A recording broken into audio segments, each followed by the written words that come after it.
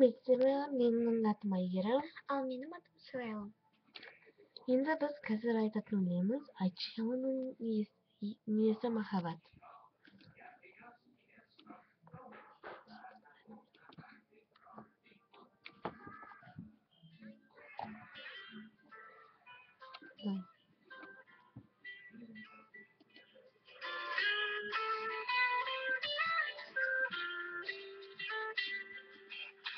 Tamam şarkı bu sefer.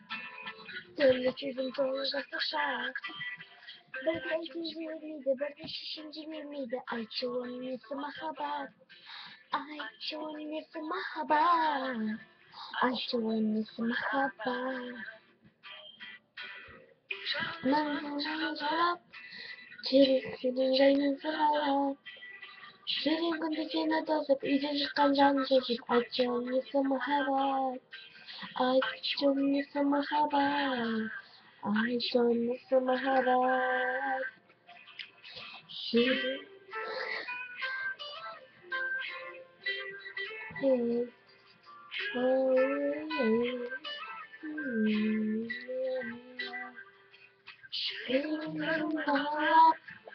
Tosudamız onlara Asıl masa mümkün bilsin Kolik manık kesin bilsin Ayça'nın mahabat Ayça'nın mahabat Ayça'nın mahabat Şahbatın oğlanı murat Karamadım benim mahalat Жақсы қызды бағаладым Нағыз махаббат Міне осы нағыз махаббат Міне осы нағыз махаббат Міне осы нағыз махаббат Міне осы нағыз махаббат